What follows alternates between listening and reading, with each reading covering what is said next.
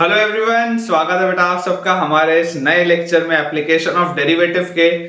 और बच्चों आपको याद होगा कि हम मोनोटोनिसिटी पढ़ रहे थे। मैंने आपको एलएमवीटी और रोल्स थ्योरम बहुत बढ़िया तरीके से पढ़ा दिया था और मैंने आपको ये भी बोला था कि टेक्निकली मोनोटोनिसिटी के पूरा थ्योरेटिकल पोर्शन हम कंप्लीट कर चुके। तो आज का बच्चों जो लेक्चर होने वाला है उसमें सिर्फ और सिर्फ क्वेश्चंस की प्रैक्टिस होगी। कंप्लीट मोनोटोनिसिटी आपके चैप्टर पे। तो चलिए बच्चों, अपना आज का अपन एक्साइटिंग लेक्चर स्टार्ट करते हैं जिसमें कि आपको मैं बहुत सारे सवाल कराऊंगा जिससे कि आपका कॉन्फिडेंस लेवल इंक्रीज हो। लेकिन बच्चों, आज का लेक्चर अपना स्टार्ट करने के पहले आप में से जितने भी स्टूडेंट्स ने अभी तक हमारा टेलीग्राम चैनल ज्वाइन नहीं किया है, आप सबसे बच्चों ये एक हम्बल रिक्वेस्ट है कि आप हमारे टेलीग्राम चैनल से जुड़िए। उसे ज्वाइन करने से बच्चों आपको दो बेनिफिट होंगे।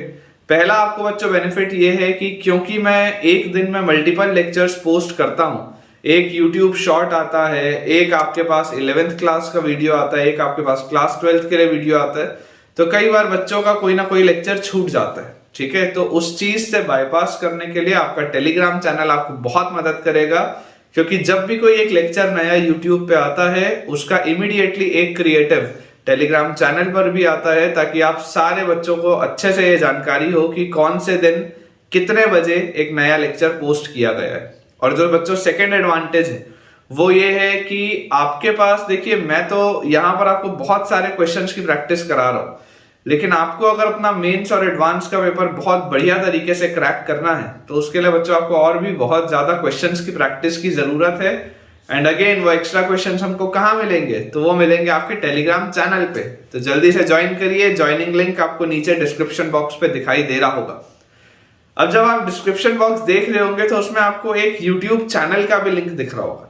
तो बेटा मैं आप सबको ये बता दूं कि वो YouTube चैनल मेरा पर्सनल चैनल है और उसका फायदा आपको ये होगा कि कई बार आपकी जर्नी के समय आपको बेटा थोड़ा सा डीमोटिवेशन आ जाएगा, या आपको ऐसा लगेगा कि हम कर सकते भी हैं या नहीं कर सकते अपने एग्जाम को clear.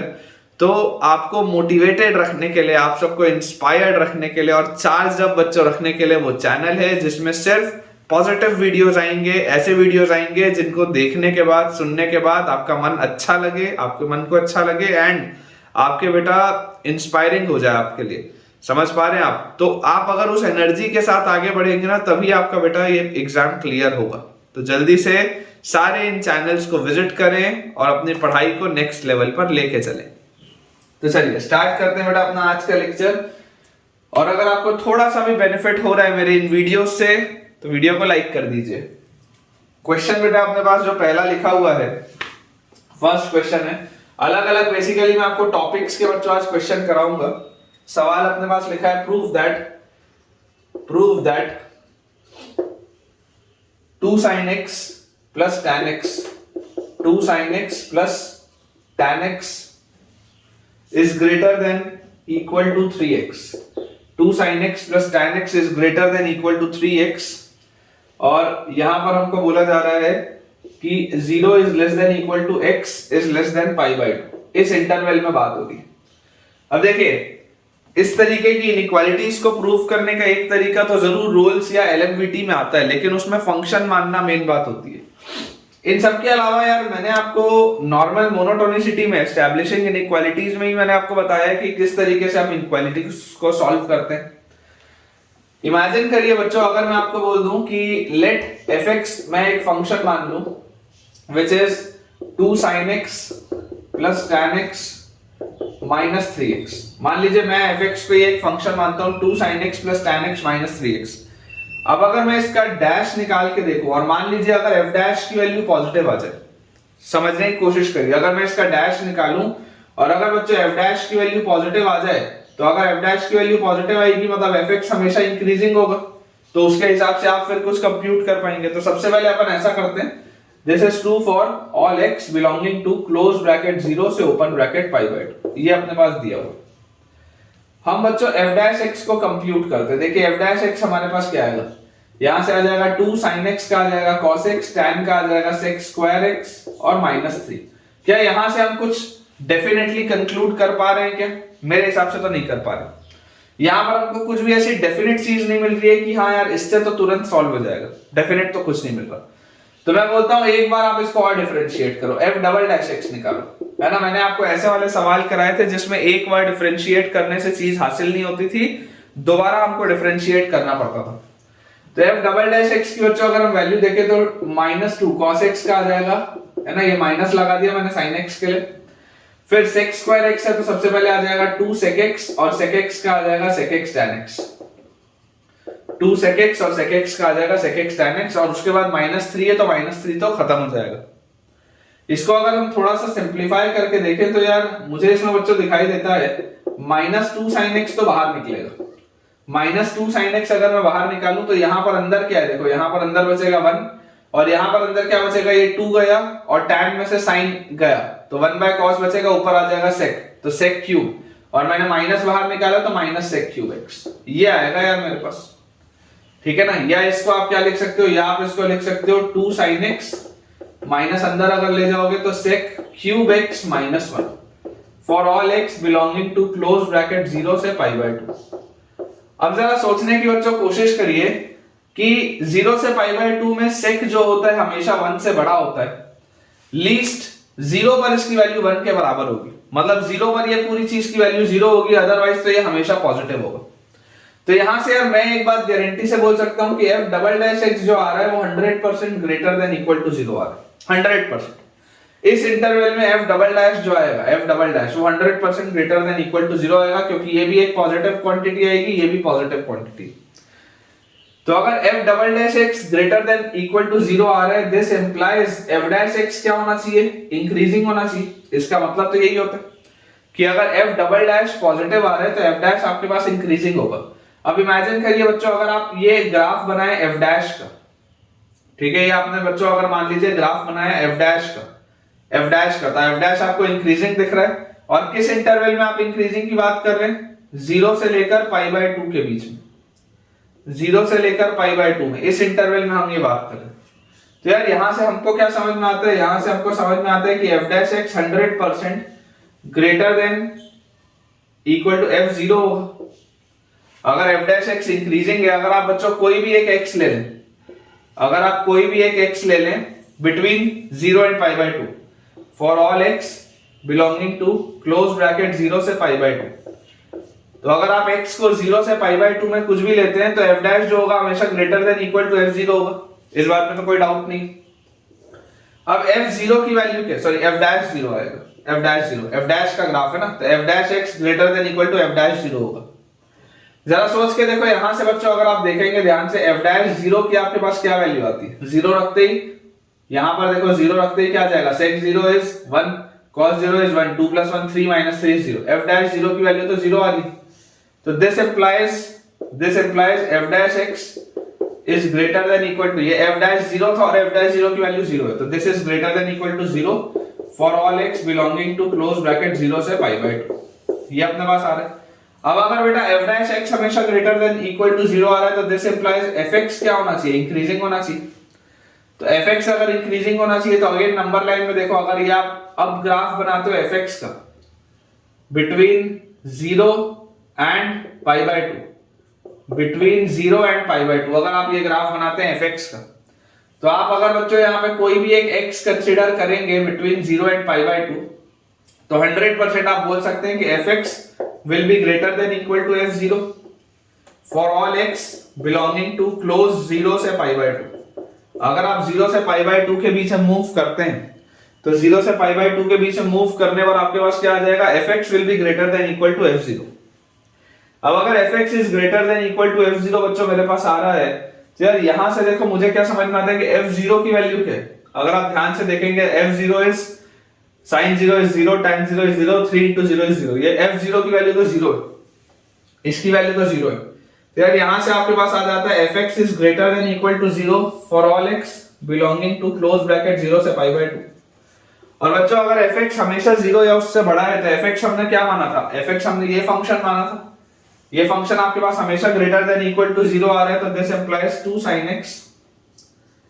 sin x plus tan x minus 3x is greater than equal to 0, या यहां से मैं बोल सकता हूं 2 sin x plus tan x is greater than equal to 3x। 2 sin x plus tan x is greater than equal to 3x। ये अपने पास आ जाएगा 2 sin x plus tan x is greater than equal to 3x। कौन से interval में? For all x belonging to close 0 से pi by 2। तरीका बस समझ के चलना है बेटा, पेपर में इसमें कैसा सवाल आ जाए यू नेवर नो, तरीका आपको समझ के चलना है। और आज के बेटा पूरे लेक्चर में मैं प्रयास करूंगा कि मैं मोनोटोनिसिटी में आपको जो जो पढ़ाया हूं मैं सारी चीजें आज टच करूं। तो अगर आपको कहीं पर भी कोई भी डाउट रहता हो आप कमेंट्स में पूछ सकते हैं। अगला बच्चों अपने पास इसमें सवाल लिखा है शो दैट क्या शो हमको करना है, show that ln 1 plus x is greater than x minus x square by 2। show that ln 1 plus x is greater than x minus x square by 2 for all x belonging to 0 to infinity, for all x belonging to 0 to infinity। ठीक है, again आप अगर चाहें तो LMVT से या किसी से सोच सकते हैं, लेकिन आपको फिर उसमें कंटिन्यूटी का चेक और डिफरेंशिएबिलिटी का चेक इस इंटरवल में लगाना पड़ेगा। हालांकि मुझे दिख रहा है कि कंटिन्यूअस और डिफरेंशिएबल तो आ जाएगा या उसमें कोई प्रॉब्लम नहीं, लेकिन बेटा उसमें फिर देखो इंपॉर्टेंट चीज क्या होती है, उसमें इंपॉर्टेंट चीज होती है कि आप फंक्शन क्या अज्यूम करें, क्योंकि फंक्शन अज्यूम करना मेन बात है। हम अगर नॉर्मली इसको सोचें, यार मैं आपको अगर बोल दूं कि let fx be a function which is ln 1 plus x और सबको एक साइड ले आओ तो माइनस एक्स और प्लस एक्स स्क्वायर बाय 2, और ये मैंने फंक्शन मान लिया for all x belonging to 0 to infinity. मैंने 0 से इंफिनिटी में ये एक फंक्शन मान लीजिए, मान लीजिए। तो अगर बेटा ये मैंने फंक्शन माना है तो मैं बोलता हूं कि यार इसका डैश एक बार निकाल के देखते हैं कि f डैश x आता क्या। अगर हम f डैश x निकाल के देखें तो f डैश x की जो वैल्यू आ जाती है ln में है तो 1 by 1 plus x, ये आ गया। ठीक है, अंदर आप घुसोगे तो 1 plus x का डिफरेंशिएशन तो 1 ही आएगा, लिखने का जरूरत नहीं है। माइनस x का -1 और प्लस x स्क्वायर बाय 2 का 2x बाय 2, ये आ जाएगा आपके पास। ये 2 से ये 2 कटा। तो यार इसको अगर हम थोड़ा सा सिंपलीफाई करें तो हमको दिखाई देता है इसका एलसीएम आएगा 1 plus x, यहाँ 1 लिखा है एज इट इज, यहाँ पे आपके पास -1 लिखा है तो -1 into 1 plus x, और यहाँ पर प्लस x लिखा है तो plus x into 1 plus x, ये अपने पास आना चाहिए इसका एलसीएम। तो यार यहां से इसको ओपन अप करेंगे 1 माइनस x और plus x square divided by 1 plus x, 1 -1 खत्म, माइनस x प्लस x खत्म। तो यार f डैश x क्या आ रहा है मेरे पास, f डैश x की वैल्यू मेरे पास आ जाती है x square upon 1 plus x। f dash x की जो वैल्यू मेरे पास आ जाती है x square upon 1 plus x, कौन से इंटरवल में, for all x belonging to 0 to infinity. मतलब कि जब मैं 0 से इंफिनिटी में मूव करूंगा तो f डैश x का वैल्यू मेरे पास क्या आ जा रहा है, f डैश x का बच्चों वैल्यू मेरे पास आ जा रहा है x square by 1 plus x। Clearly आप देख सकते हैं that f dash x is positive. इधर दो बार आपको डिफरेंशिएट करने का जरूरत नहीं पड़ रहा, दो दफे बेटा डिफरेंशिएट हमको तब करना पड़ता है जब हमें श्योरिटी नहीं होती कि f डैश क्या आ रहा है, तब आप दूसरी बार उसको फिर डिफरेंशिएट करते हैं। यहां तो आपको क्लियरली दिख रहा है ये तो पॉजिटिव आ रहा है, और अगर ये पॉजिटिव आ रहा है फिर तो कोई सवाल ही नहीं उठता, आराम से हो जाएगा। If f dash x is positive, clearly positive, तो आप बोल सकते हैं कि fx मस्ट बी इंक्रीजिंग, और अगर fx बच्चों इंक्रीजिंग होगा इसका मतलब अगर आप इस तरीके से आगे बढ़े, ठीक है, बिटवीन 0 एंड इंफिनिटी, अगर आप 0 से आगे बढ़े इनफाइनाइट तक तो ये आपका फंक्शन कैसा है, इंक्रीजिंग है। दिस इज fx, ये आपका फंक्शन इंक्रीजिंग है। तो अगर मैं यहां पर कोई भी एक x ले लूं, for any x between 0 and infinity, fx जो भी होगा वो 100% 0 से बड़ा होगा, सॉरी 0 नहीं, f0 से बड़ा होगा। fx बच्चों जो भी होगा, f of x जो भी होगा वो 100% f of 0 से बड़ा होगा, है ना। For x belonging to 0 to infinity, अगर मैं 0 से इंफिनिटी के बीच में मूव करता हूं, अगर मैं 0 से लेकर इंफिनिटी के बीच में मूव करता हूं तो fx जो भी आएगा वो f0 से क्या होगा, बड़ा आएगा। अब अगर fx f0 से बड़ा आ रहा है तो f0 की वैल्यू है कितनी, यहां पर बच्चों अगर आप ध्यान से देखें f0 की वैल्यू आपके पास आ जाएगी ln 1, ठीक है, और -0 और +0। यार ln 1 भी तो 0 होता है, f0 तो 0 आ रहा है, मतलब कि आपके पास आ जा रहा है fx इज ग्रेटर देन 0, और अगर fx इज ग्रेटर देन 0 मतलब कि ln 1 plus x, ठीक है, -x plus x square by 2, this is greater than 0 and clearly बच्चों यहां से हम लिख सकते हैं ln 1 plus x is greater than x minus x square by 2. ln 1 plus x is greater than x minus x square by 2. कौन से interval में ये बात हो रही है? तो for all x belonging to 0 to infinity. आसान आसान से बच्चों सवाल है, आपका कॉन्फिडेंस आज मुझे बूस्ट करना है इस लेक्चर के बाद, तो आसान आसान से मैं आपको सवाल करवा रहा हूं, लेकिन 100% बेटा मैं ये श्योर हूं कि आपको ये मजा आएगा आज। सिमिलरली बच्चों नेक्स्ट हमारे पास लिखा हुआ है show that the equation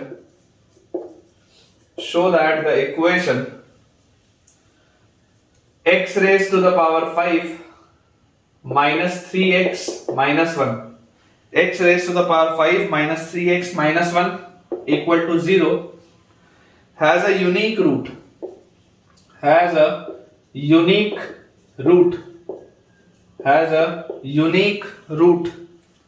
in 1 to 2 in closed bracket 1 to 2 has a unique root in closed bracket 1 to 2।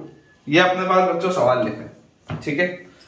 अब देखिए इस तरीके के सवाल क्लास 11th में हम जब क्वाड्रेटिक इक्वेशन बच्चों इंटरमीडिएट वैल्यू थ्योरम पढ़ते हैं, ठीक है ना, इंटरमीडिएट वैल्यू थ्योरम पढ़ाया जाता है क्लास 11th में, उसमें भी इस तरीके की चीजें आती हैं। तो आप समझने की देखो इसमें कोशिश करिए, ठीक है। ऐसे सवाल तो बहुत आसानी से आपके पास आते हैं, ऐसे सवाल तो बहुत आसान है। अलजेब्रा में इस तरीके के सवाल आते हैं, ऑप्शंस में आपके पास आ जाता है, आपको कंसेप्ट पता होना चाहिए। अगर बेटा मुझे ये फंक्शन का बोला जा रहा है, इस फंक्शन के लिए अगर मुझे बोला जा रहा है कि equal to 0 has a unique root in 1 to 2, तो सबसे पहले आप तो अपना फंक्शन मान लीजिए लेट fx। आपने fx फंक्शन मान लिया x की power 5 minus 3x minus 1, x की पावर 5 minus 3x minus 1, ये आपका फंक्शन है। अब अगर बच्चों ये मैंने फंक्शन मान लिया है, तो मुझे इसमें क्या पता है कि इसका डैश अगर मैं निकालूं, है ना, ये मैंने बोल दिया कौन से इंटरवल में, for x belonging to 1 to 2। मैं इसमें अब जांच कर रहा हूं, मैं इसमें बेटा जांच पड़ताल अपनी करूंगा, क्योंकि इस इंटरवल की चर्चा हो रही। f डैश की वैल्यू क्या आएगी? f डैश की वैल्यू बच्चों यहां से अपने पास आ जाएगी 5x की पावर 4 minus 3। f डैश की वैल्यू हमारे पास आ जाती है 5x की पावर 4 minus 3।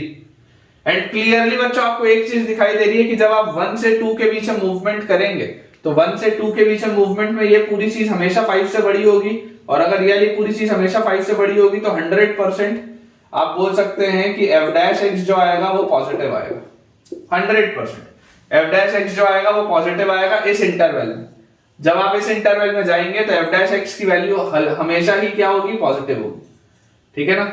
इस बात में तो यार देखो कोई डाउट नहीं होना चाहिए कि 1 से 2 में ये हमेशा पॉजिटिव आ रहा है।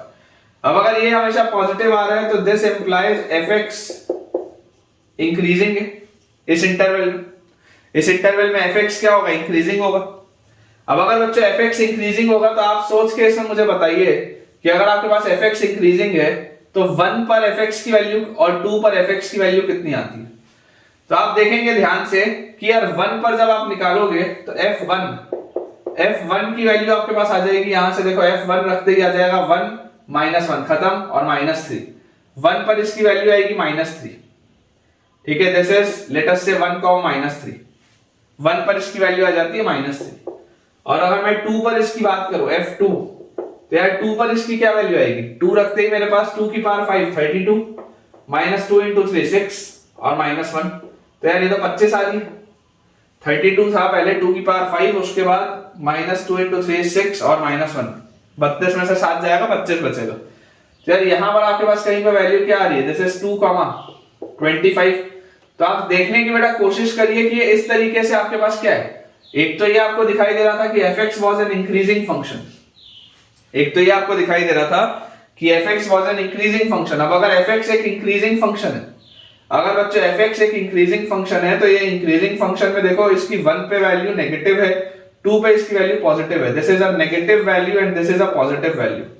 और अगर ये इंक्रीजिंग फंक्शन था तो 100% there occurs a point between 1 and 2 where fx will be 0, है ना। तो आप लिख सकते हैं since fx is monotonically increasing, है ना, and and f1 is less than 0, f2 is greater than 0, f1 0 से छोटा है, f2 0 से बड़ा है, therefore for some x belonging to close bracket या open bracket, for some x belonging to open bracket 1 से 2 के बीच में किसी x के लिए fx will be equal to 0 as fx is a continuous function, as fx is a continuous function। क्योंकि बच्चों fx एक continuous function है, तो continuous function होने की वजह से उसकी मजबूरी है कि अगर उसको नेगेटिव से पॉजिटिव की तरफ जाना है तो उसको एक बार एक्स एक्सिस को काटना पड़ेगा। ये उसकी मजबूरी हो जाती है fx की, इसको एक बार एक्स एक्सिस को कट करना पड़ेगा। ठीक है, तो आई होप बेटा आपको ये पॉइंट क्लियर हो गया होगा। ऐसे सवाल आपके पास ऑप्शंस में आते हैं, ठीक है ना, जब सवाल के अपने पास 4 ऑप्शन दिए होते हैं मेंस में या एडवांस में, अगर बेटा आपके पास आना हो तो जो मोर देन 1 करेक्ट होते हैं या जो स्टेटमेंट वाले सवाल होते हैं, असर्शन रीजन वाले, उसमें आपके पास ऐसा सवाल बिल्कुल आ सकता है, कोई बहुत बड़ी बात नहीं। नेक्स्ट अपने पास बच्चों सवाल इसमें लिखा हुआ है, find the greatest and the least value, find the greatest and the least value, find the greatest and the least value of the function fx is equal to cos 3x, fx is equal to cos 3x minus 15 cos x, fx is equal to cos 3x minus 15 cos x plus 8 कौन से interval में, तो इन pi by 3 से 3 pi bye 2, pi by 3 close से 3 pi bye 2 closed. इस interval में बच्चों आपको ये चर्चा करके बताना है, ठीक है। अब देखिए बहुत आसान सा बेटा सवाल है इस तरीके का। मैंने आपको एक सवाल पहले जब मैं आपको ये टॉपिक पढ़ा रहा था लीस्ट एंड ग्रेटेस्ट वैल्यू वाला, तो मैंने आपको बताया था, और मेरे ख्याल से तब हमने साइन में देखा था, ये इधर कॉस में। आप बच्चों ऐसा करो, आप fx को लिख लो, आप fx को लिख लो, cos 3x को आप लिख सकते हैं 3 cos x minus 4 cos cube x, नहीं उल्टा लिख दिया, sin 3x होता है 3 sin x minus 4 sin cube x, cos 3x होता है 4 cos cube x minus 3 cos x, ठीक है, cos 3x होता है 4 cos cube x minus 3 cos x, और उसके बाद है minus 15 cos x और plus 8, ये हमारे पास लिखा हुआ है। अब बच्चों अगर मैं इसको थोड़ा सा सिंप्लीफाई करूं तो ये आ जाएगा 4 cos cube x minus 18 cos x and plus 8, 4 cos cube x minus 18 cos x plus 8। समझने वाली बात क्या है, देखो ये फैक्टराइज हो रहा है, क्या फैक्टराइज भी होता हुआ दिख रहा है, 8 4 32 होता है, फैक्टराइज हो जाएगा, लेकिन क्यूबिक है, क्यूबिक है, क्वाड्रेटिक तो है नहीं, फैक्टराइज नहीं होगा। अपन ऐसा करते हैं, अपन cos x को बोलते हैं t, let cos x is equal to t। अब अगर cos x को मैं t बोल दूं तो ये fx था ना, मैं कोई एक नया फंक्शन बोलता हूं gt, है ना। आप t की जगह, आप x की जगह यहां पर cos इनवर्स t मत लिखना, नहीं तो कंफ्यूजन होगा। ध्यान से सुनो, आप x की जगह देखो, कई सारे बच्चे बोलते हैं कि सर आप अगर cos x को t बोले तो ये तो f of cos inverse t होना चाहिए, है ना, f of cos inverse t होना चाहिए। मैं वो नहीं बोल रहा हूं, मैं आपको एक नया फंक्शन बोल रहा हूं। आप एक नया फंक्शन लिखो in terms of t, gt, एक नया फंक्शन। आप इनवर्स में मत जाओ, सिंपल सोचो, cos x को अगर मैं यहां पर t बोल दूं तो एक नया फंक्शन में बोलता हूं gt will be 4t cube minus 18t plus 8, ये एक आपका नया फंक्शन होगा। अब आप अगर चाहते हैं कि ये दोनों फंक्शन सेम हो, अगर आप बच्चों चाहते हैं कि ये दोनों फंक्शन सेम हो तो आपको ये इंटरवल सेम करना पड़ेगा। अभी ये वाला फंक्शन और ये वाला फंक्शन दोनों अलग अलग फंक्शन है, लेकिन अगर आप चाहते हैं कि जो ये फंक्शन रिप्रेजेंट करता है वही ये भी फंक्शन रिप्रेजेंट करे, तो उसके लिए मुझे क्या करना पड़ेगा, मुझे इंटरवल पे छेड़छाड़ करना पड़ेगा। तो इंटरवल पे हम छेड़छाड़ देखो किस तरीके से कर सकते हैं। मैं आपको बेटा बोलता हूं कि आप cos का कर्व देखो, cos का कर्व ऐसा होता है, this is the curve of cos।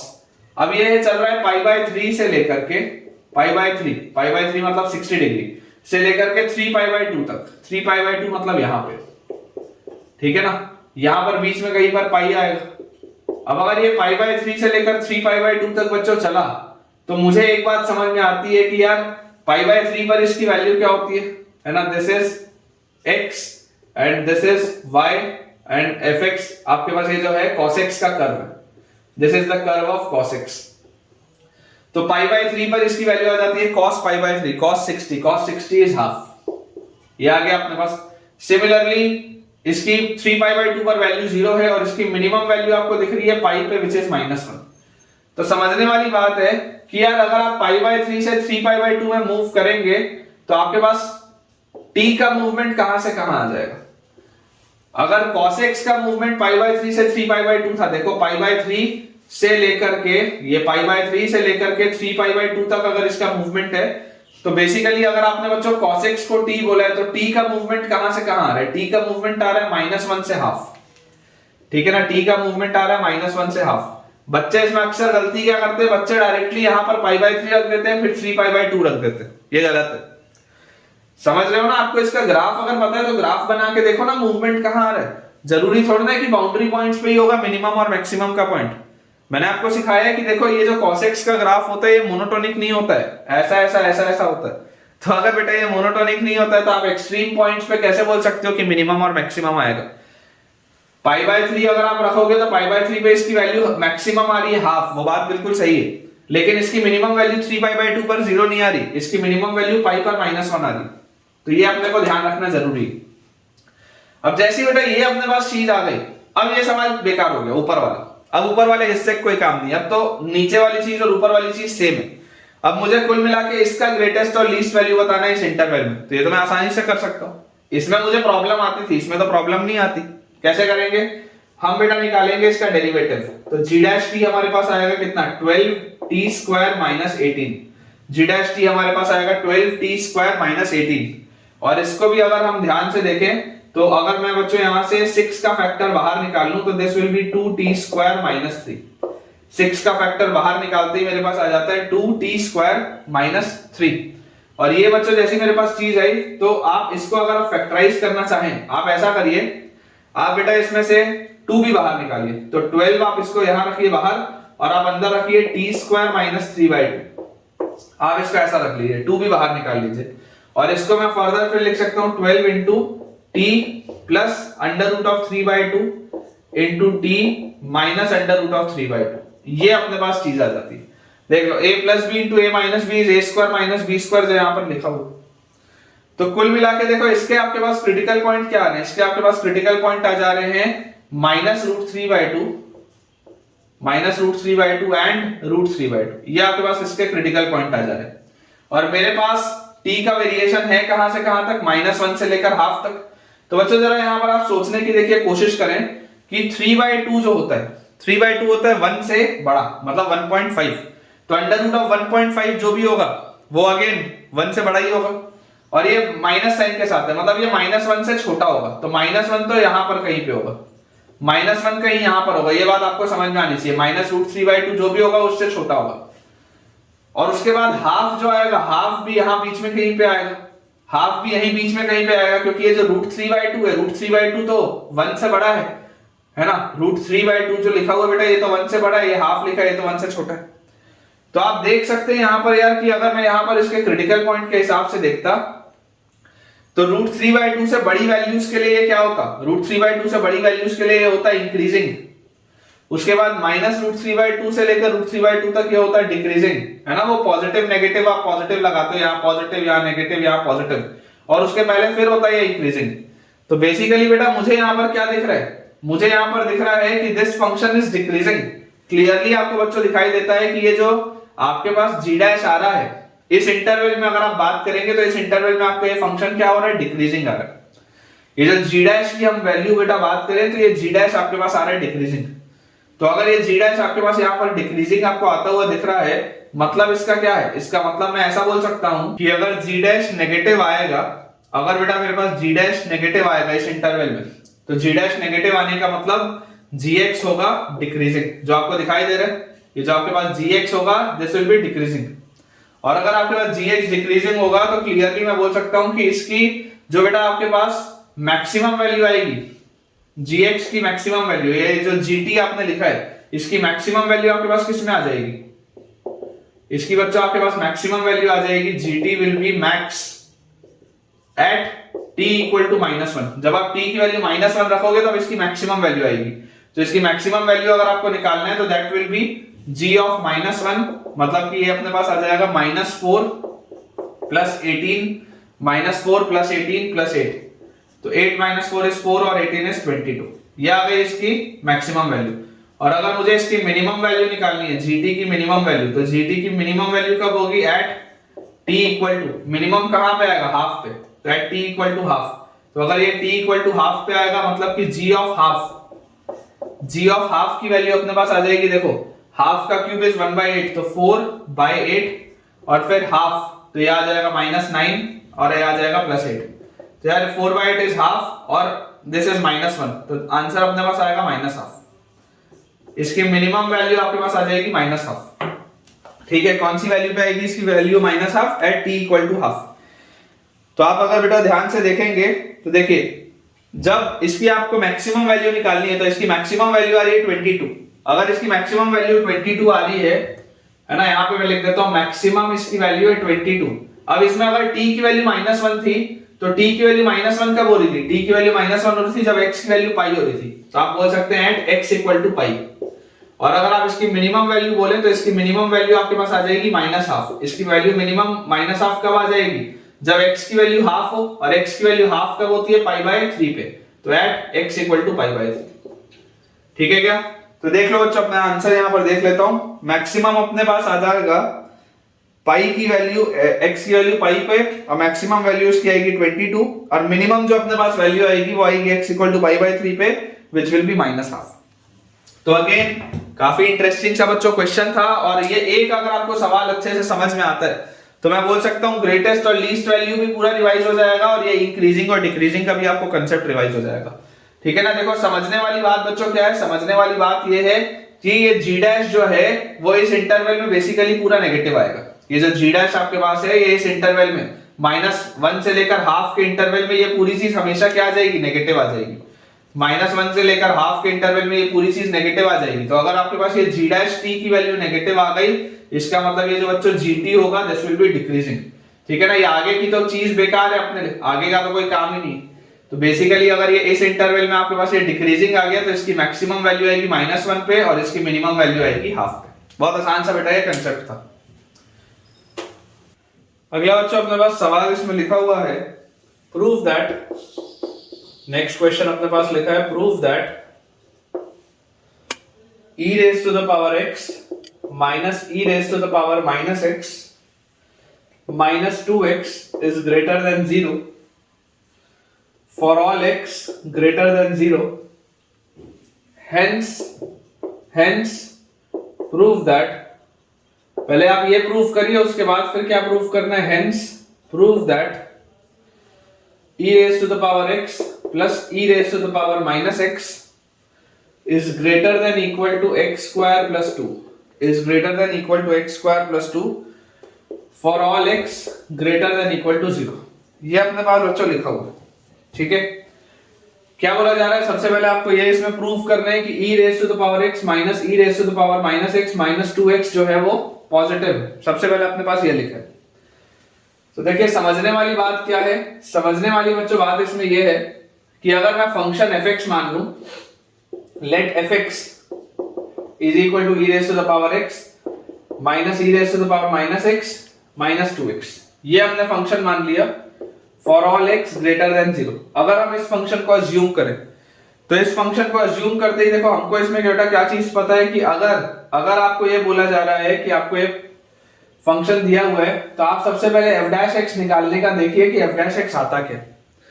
तो अगर हम f' को बच्चों देखेंगे तो हमारे पास आ जाएगा e raised to the power -x, और फिर इसको जब आप डिफरेंशिएट करोगे तो e की पावर x वैसे ही रहेगा, इसको जब आप डिफरेंशिएट करोगे तो e की पावर -x वैसे ही रहेगा, लेकिन माइनस साइन एक और आ जाएगा तो प्लस हो जाएगा, और -2, ये चीज अपने पास आती है। और इसको आप थोड़ा सा ऐसे भी लिख सकते हैं कि e की पावर x प्लस 1/e की पावर x -2। अब बच्चों आप सबको एक बात पता है कि यार ये जो पूरी चीज है, इस पूरी चीज की मिनिमम वैल्यू 2 होती है। ये वाली जो चीज बच्चों लिखी है इसकी मिनिमम वैल्यू 2 होती है, और इसकी वैल्यू 2 भी आती कब है? इसकी वैल्यू जब 2 आती है, जब ये भी 1 हो ये भी 1 हो, मतलब x की वैल्यू जब 0 होती है, जब x की वैल्यू 0 आती है तब इसकी वैल्यू 1, इसकी वैल्यू 1 और इस पूरे की मिनिमम वैल्यू 2 होती है। अदरवाइज अगर आपको बोला जा रहा है कि x पॉजिटिव आपको लेना है, मतलब x तो 0 हो नहीं सकता, और अगर x बच्चों 0 नहीं हो सकता मतलब ये जो पूरी क्वांटिटी है, ये वाली बेटा जो पूरी क्वांटिटी है, ये पूरी क्वांटिटी की हमेशा जो वैल्यू होगी वो 2 से बड़ी होगी। अब 2 से बड़ी चीज में से अगर आप 2 सब्ट्रैक्ट कर दें तो जो भी चीज आएगी वो पॉजिटिव बचेगी। मतलब आप ये बोल सकते हैं कि f' 100% पॉजिटिव होगा। ये बात बेटा मैं गारंटी से बोल सकता हूं कि जो f' आएगा वो 100% पॉजिटिव आएगा इस इंटरवल में। और अगर f' पॉजिटिव आ रहा है इसका मतलब fx जो होगा दैट विल बी इंक्रीजिंग। अगर f' हमारे पास पॉजिटिव आ रहा है इसका मतलब क्या है कि fx विल बी इंक्रीजिंग, ठीक है, इन interval x greater than 0। fx आपके पास जो होगा दैट विल बी इंक्रीजिंग। अब अगर fx इंक्रीजिंग आता है तो जरा सोच के देखिए, यहां पर बेटा अगर आपके पास 0 वाला पॉइंट है और ये हमेशा ही आपके पास पॉजिटिव आ रहा है, ये हमेशा ही आपके पास इंक्रीजिंग आ रहा है, तो यार इसकी वैल्यू जो भी होगी x पे, या आप 100% बोल सकते हैं टुवर्ड्स आप इंफिनिटी जा रहे हैं, आपका फंक्शन इंक्रीजिंग है। ये fx के लिए मैं बनाया हूं, दिस इज इंक्रीजिंग। तो गारंटी से बच्चों मैं यहां से बोल सकता हूं दिस इंप्लाइज fx जो होगा fx will be greater then f0 हमेशा ही, क्योंकि अगर आप x को 0 से बढ़ा लेते हैं तो fx हमेशा ही f0 से बड़ा होगा। और अगर fx हमेशा ही f0 से बड़ा होगा for all x greater than 0, for all x greater than 0, अगर fx f0 से बड़ा है तो f0 क्या है, व्हाट इज f0? तो यहां पर अगर आप 0 रखेंगे तो ये 1, 0 रखेंगे तो ये 1, 1 माइनस 1 खत्म और माइनस 0। ये यार ये तो पूरा f0 की वैल्यू देख लो, दिस इंप्लाइज f0 की वैल्यू क्या आएगी, e की पावर 0 माइनस e की पावर माइनस 0 मतलब 0 और माइनस 0। तो यार ये तो 0 आ रहा है आपके पास, ये वाली चीज तो हमारे पास 0 आ जा रही है। तो यहां से f0 की बच्चों अगर वैल्यू 0 आ गई मतलब आप बोल सकते हैं कि fx is greater than 0 for all x greater than 0। और अगर fx पॉजिटिव है इसका मतलब e की पावर x माइनस e की power minus x minus 2x जो है ये पॉजिटिव है, और यही चीज आपको प्रूव करनी थी। ये बेटा जो अपन ने चीज लिखी है यही हमको प्रूव करके लेके आना था। तो ये तो हो गया पहला पार्ट। अब इसका जो सेकंड पार्ट हमारे पास दिया हुआ है, सेकंड पार्ट में क्या बोलता है, सेकंड पार्ट में बोलता है कि hence prove that this is greater than equal to x square plus 2 for x greater than equal to 0। ये हमने प्रूव कर लिया। अब मैं आपको बोलता हूं कि आप gx एक फंक्शन मान लीजिए, और gx फंक्शन बच्चों आप लिखिए e raise to the power x plus e raise to the power minus x और माइनस x स्क्वायर माइनस 2। आप ये एक फंक्शन लिखिए gx।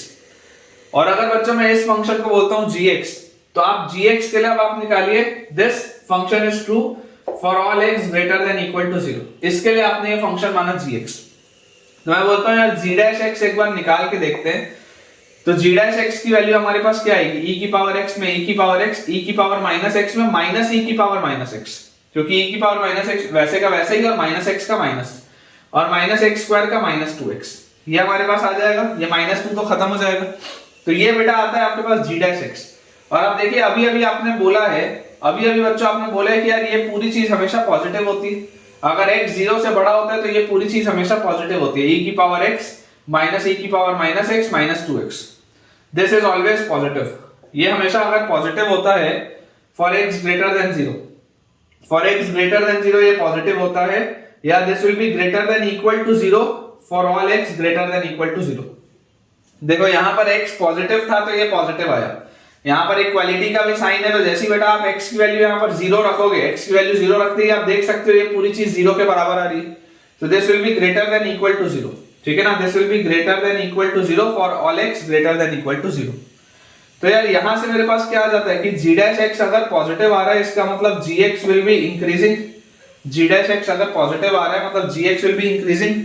तो अगर gx इंक्रीजिंग होगा तो नंबर लाइन में बच्चों ये आपके पास आ गया 0 और ये ऐसे इंक्रीजिंग आपके पास कर्व है, और यहां पर आपने लिया कोई पॉइंट x और ये आप टुवर्ड्स इंफिनिटी जा रहे हैं। तो यहां से मैं क्या बोल सकता हूं कि यार gx जो होगा मेरे पास, क्योंकि वो इंक्रीजिंग है, this will be 100% greater than और इक्वल टू g0। ये 100% greater than equal to g0 for all x greater than equal to 0। ध्यान से देखो, अगर आप x को 0 या उससे बड़ा लोगे, अगर बच्चों आप x को 0 या उससे बड़ा लोगे तो gx जो होगा वो g0 या उससे बड़ा होगा।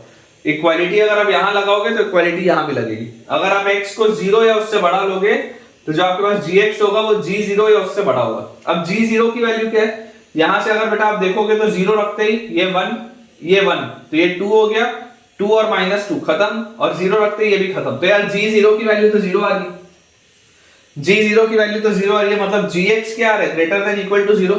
तो यहाँ पे आप बोल सकते हैं therefore gx is greater than equal to 0। और gx आपने फंक्शन क्या माना था, gx आपने फंक्शन माना था e raise to the power x plus e raise to the power -x minus x square minus 2, this is greater than equal to 0। तो यहां से हम बोल सकते हैं e की पावर x प्लस e की power minus x is greater than equal to x square plus 2। e की पावर x प्लस e की power minus x is greater than equal to x square plus 2 for all x greater than equal to 0, for all x greater than equal to 0। ये अपने पास बच्चों result आ जाएगा। तो आप देख सकते हैं कि देखिए इस तरीके के मैं आपको बहुत सारे सवाल क्यों करा रहा हूं, ताकि आपको कंसेप्ट्स आपके बिल्कुल क्लियर है, क्रिस्टल क्लियर। बेटा जिस दिन आपके कंसेप्ट होंगे उस दिन आप देखेंगे कि आप कोई भी बुक का कोई भी सवाल बहुत आसानी से बना सकते हैं। अगला बच्चों अपने पास इसमें सवाल लिखा हुआ है प्रूव दैट क्या हमको इसमें प्रूव करना है, prove that x by 1 plus x is less than ln 1 plus x by 1 plus x is less than ln 1 plus x is less than x। तीन इनइक्वालिटी, तीन आपके पास चीजें हैं, इसमें आपको इनइक्वालिटी सेटअप करना है, less than x for all x greater than 0, for all x greater than 0। तो बेसिकली बच्चों हो क्या रहा है, इस एक सवाल के अंदर आपके पास दो सवाल है। तो सबसे पहले अपन अगर ये वाले हिस्से की बात करें, ठीक है, अपन अगर बेटा सबसे पहले ये वाले हिस्से की बात करें तो मैं आपको बोलता हूं लेट fx, आप fx एक फंक्शन ले लीजिए which is ln 1 plus x और minus x by 1 plus x।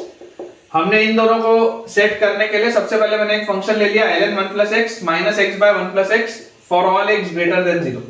अब अगर बच्चों ये fx होगा तो आप क्या करेंगे, इसका डेरिवेटिव निकालेंगे।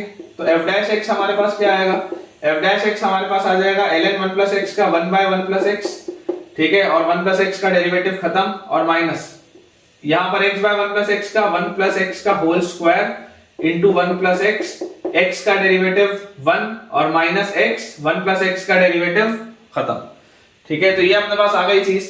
यार ये माइनस x प्लस x तो गया, तो आपके पास बेसिकली लिखा क्या हुआ, अगर आप एलसीएम ले लेंगे तो 1 plus x by 1 plus x का square minus 1 by 1 plus x का स्क्वायर, ये आपके पास लिखा है, ठीक है ना। 1 plus x यहां आ जाएगा एलसीएम लेने पर 1 plus x का यहाँ पे स्क्वायर है, यहाँ पर 1 plus x है, तो एक 1 plus x ऊपर लिख दो, तो नीचे आ गया 1 plus x का स्क्वायर और माइनस 1। ये बच्चों माइनस 1 और प्लस 1 गया, तो ये आपके पास आ रहा है x by 1 plus x का स्क्वायर। अब अगर आपको दिखाई देता है कि x आपने रखा है पॉजिटिव, तो पॉजिटिव x के लिए बेटा आप 100% बोल सकते हैं कि f' जो होगा वो ग्रेटर देन 0 होगा। अगर आपका x पॉजिटिव है तो f' की वैल्यू 100% क्या होगी, ग्रेटर देन 0।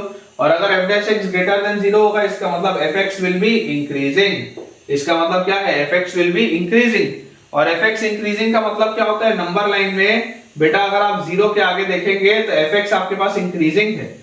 fx अगर आपके पास इंक्रीजिंग है तो अगर हम कोई भी एक x ले लें, अगर बच्चों हम कोई भी एक x ले लें तो fx must be greater then f0 for all x greater than 0। अगर आप x को 0 से बढ़ा लेंगे तो fx की वैल्यू f0 से बड़ी होगी क्योंकि इंक्रीजिंग है। अब f0 की वैल्यू क्या है, बेसिकली जो मैं 0 बोल रहा हूं वो 0 प्लस है। पिछले में भी एक सवाल में ऐसा आया था, 0 जो मैं बोल रहा हूं उसका मतलब क्या है, 0 प्लस, क्योंकि आप 0 से थोड़ा सा बड़ा ही लोगे ना, 0 तो ले नहीं सकते।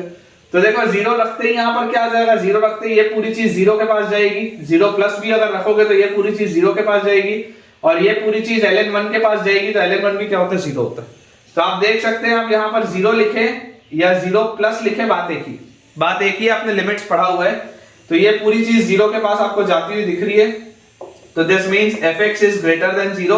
और fx ग्रेटर देन 0 का मतलब क्या होता है, fx ग्रेटर देन 0 का मतलब होता है ln 1 plus x minus x by 1 plus x is greater than 0 for all x greater than 0। तो यहां से आप एस्टैब्लिश कर सकते हैं कि ln 1 plus x जो है वो x by 1 plus x से तो बड़ा है, for all x greater than 0। ये वाला हिस्सा तो अपन ने एस्टैब्लिश कर दिया कि ln 1 plus x जो है वो x by 1 plus x से तो बड़ा है, for all x greater than 0। अब अगर बच्चों मुझे एस्टैब्लिश करना है ये वाली चीज, अगर मुझे ये वाली चीज को एस्टैब्लिश करना है तो मैं आपको बोलता हूं आप gx एक फंक्शन ले लो which is x minus ln 1 plus x। हम बच्चों gx एक फंक्शन लेते हैं which is x minus ln 1 plus x, and ये भी हम ले रहे हैं for all x greater than 0। तो यार अगर मैं इसका डिफरेंशिएट करूं तो g डैश x आ जाएगा 1 और माइनस 1 बाय 1 प्लस x, यही आएगा अपने पास। एलसीएम लेंगे तो this will B 1 plus x, नीचे यहां पर 1 प्लस x माइनस 1 प्लस 1 गया, तो ये अपने पास आ रहा है x बाय 1 प्लस x। और क्लियरली आपको दिखाई दे रहा है कि अगर x पॉजिटिव है तो ये भी पॉजिटिव होगा, अगर ये भी पॉजिटिव होगा तो यार देखो g डैश x आपके पास आ रहा है positive, this implies gx will be increasing. अगर gx इंक्रीजिंग होगा तो नंबर लाइन में बच्चों सोच के देखो, ये आपका 0 का पॉइंट है, यहां पर आपके पास कोई x का पॉइंट है, ये आप इनफाइनाइट तक जा रहे हैं, तो gx अगर इंक्रीजिंग आ रहा है तो आप बोल सकते हैं कि gx will be greater then g0 for all x greater than 0। अगर आप x को 0 से बढ़ा लेंगे तो gx 100% g0 से बड़ा होगा। अब g0 आएगा क्या, बेसिकली ये जो मैं 0 बोल रहा हूं अगेन किसकी बात हो रही है, 0 प्लस की। तो अगर आप यहां पर देखो 0 प्लस रखेंगे तो ये 0 के पास जाएगा, और 0 प्लस रखेंगे तो ये भी 0 के पास जाएगा, तो ये 0 माइनस 0 तो 0 ही होता है, तो g ऑफ 0 प्लस तो 0 के पास जा रहा है। अब अगर मेरे पास आ जाता है कि gx ग्रेटर देन 0, तो यार gx ग्रेटर देन 0 मतलब क्या हो गया, x minus ln 1 plus x, this is greater than 0, तो this implies x is greater then ln 1 plus x। और ये कब के लिए हो रहा है, for all x greater than 0। जब भी आप x को बच्चों 0 से बड़ा लेंगे तो आप क्लियरली देख सकते हैं कि x जो है वो ln 1 प्लस x से आपके पास बड़ा आ रहा है, मतलब कि ये वाली भी चीज हमने एस्टैब्लिश कर ली। पहले हमने इसको एस्टैब्लिश किया और उसके बाद हमने इसको एस्टैब्लिश किया, तो बेसिकली जो ओवरऑल आपको चीज प्रूव करनी थी वो हो चुकी है। नेक्स्ट बेटा अपने पास सवाल यहां पे लिखा हुआ है, verify Rolle's theorem, verify Rolle's theorem, verify Rolle's theorem for fx is equal to, for fx is equal to x minus a to the power m into x minus b to the power n on closed interval a to b, on closed interval a to b। और इसमें आपको दिया हुआ है m and n are positive integers, are positive integers, m and n are positive integers। ठीक है, ये अपने पास बच्चों सवाल है, ये अपने पास बच्चों क्वेश्चन दिया हुआ है, लिखा है वेरीफाई रोल्स थ्योरम फॉर ये फंक्शन। अब रोल्स थ्योरम अगर आपको लगाना है तो देखो आपको क्लियरली दिखाई दे रहा है कि अलजेब्रिक फंक्शन है, क्योंकि बेटा ये एक अलजेब्रिक फंक्शन आपको दिया हुआ है तो ये कंटीन्यूअस और डिफरेंशिएबल तो है, उसमें कोई प्रॉब्लम नहीं, ठीक है ना। तो यार यहां से देखो अपन इसको देखते हैं कि अगर हम रोल्स थ्योरम की बात करें, कंडीशन सारी सेटिस्फाई हो रही है, कंटीन्यूअस है, डिफरेंशिएबल है, और fa का वैल्यू देखिए, है ना, दिस फंक्शन इज कंटीन्यूअस, लिख देता हूं मैं, दिस फंक्शन इज कंटीन्यूअस, कोई प्रॉब्लम नहीं, दिस फंक्शन इज डेरिवेबल, इसमें भी कोई दिक्कत नहीं है। और उसके बाद अगर आप fa और fb का वैल्यू देखेंगे तो देखिए fa का वैल्यू भी 0 आएगा और fb का वैल्यू भी 0 आएगा, fb का वैल्यू भी 0 आएगा, ठीक है। तो जैसी बच्चों ये चीज अपने पास आ जाती है, अब यहां से बेटा आपको मैं बोलता हूं कि रोल्स थ्योरम क्या बोलता है, रोल्स थ्योरम बोलता है कि अगर इस तरीके की चीज हो रही होगी तो f dash c must be equal to 0 for some c belonging to open a to b। अगर आप a से b के बीच में, अगर बच्चों आप a से b के बीच में कोई भी एक c ले लें तो कहीं ना कहीं एक f डैश c 0 होगा, है ना, ऐसा लिख लो, c belongs to a to b, कोई ना कोई आपको एक c मिलेगा, फॉर ऑल मत लिखो, सिर्फ एक कॉमा लगा के लिख लो कि c आपको कोई ना कोई मिलेगा a से b के बीच में जहां पर f डैश c 0 होगा। इसका देखो डेरिवेटिव क्या होगा, f डैश x आ कितना रहा है आपके पास, अगर आप f डैश x देखेंगे यहाँ पे प्रोडक्ट रूल लगाते हैं तो x माइनस a की पावर n कांस्टेंट, इसको अगर आप डिफरेंशिएट करें तो n into x minus b की पावर n माइनस 1, अंदर एंटर करूंगा तो x का डिफरेंशिएशन 1 होता है, और plus x minus b raise to the power n, ये कांस्टेंट, और इसको अगर डिफरेंशिएट करेंगे तो m into x minus a raise to the power m minus 1, ये अपने पास बच्चों चीज आती है। पूरे में से अगर हम ध्यान से देखें तो यार हमारे पास x minus a to the power m minus 1 और x minus b to the power n minus 1 बाहर निकलता है। अब यहां से अगर आपके पास x minus a to the power m minus 1 बाहर निकल गया तो एक फैक्टर ये बचा n के साथ, तो n into x minus a आपके पास आ गया। वैसे यहां से x माइनस a की पावर m माइनस 1 और x माइनस b की पावर n माइनस 1 निकला, तो m इंटू आपके पास आ गया x माइनस b, ठीक है। ये अपने पास बच्चों जैसी चीज आती है, this is your f dash x।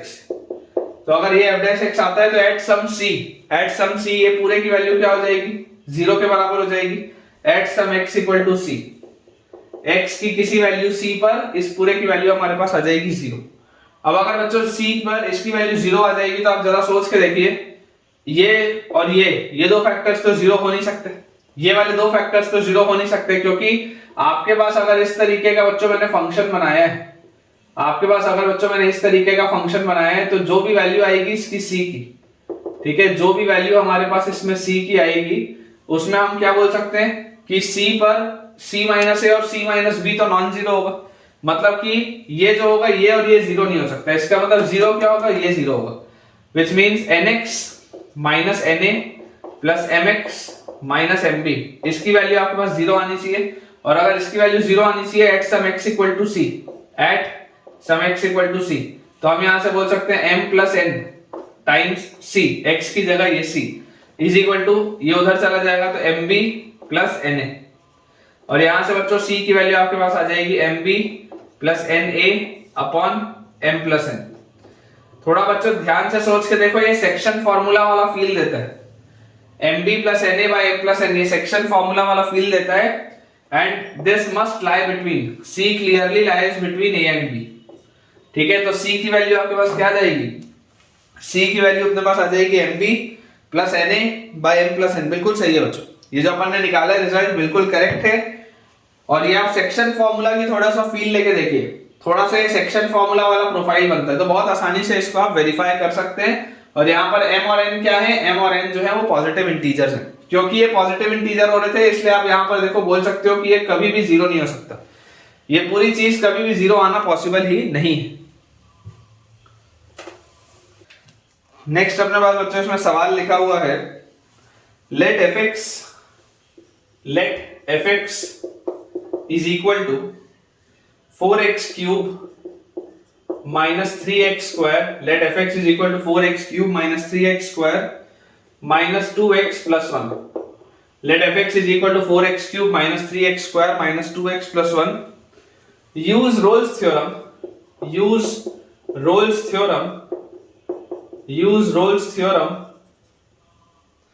to prove that there exists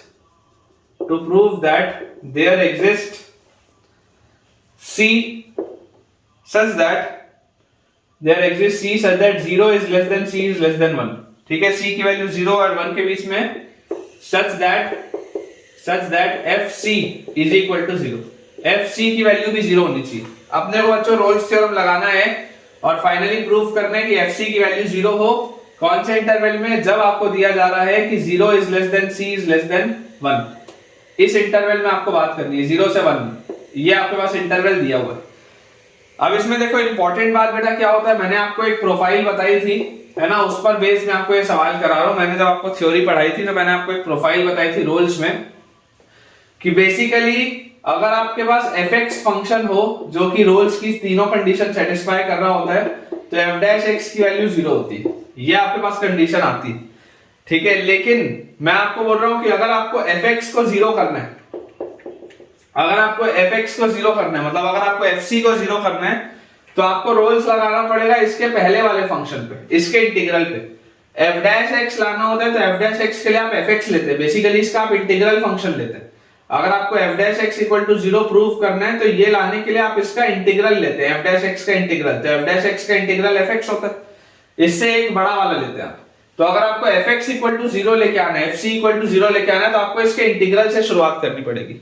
इसका मतलब आपको जो फंक्शन कंसीडर करना चाहिए वो क्या होना चाहिए, लेट hx या gx, लेट hx बी इसका integral, let hx be integral of 4x cube minus 3x square minus 2x plus 1, इसका मैं इंटीग्रल बोल रहा हूं। आप चाहे इसका इंटीग्रल ऐसे लिख लो या मैं डायरेक्टली आपको बोल रहा हूं, ठीक है। आप hx फंक्शन अपना ले लीजिए बच्चों, यहां से x क्यूब का x की पावर 4/4, तो x की पावर 4, x स्क्वायर का x क्यूब बाय 3, तो 3 से 3 कटेगा तो माइनस x क्यूब, फिर x का x स्क्वायर बाय 2, तो 2 से 2 कटेगा तो माइनस x स्क्वायर, और 1 का x।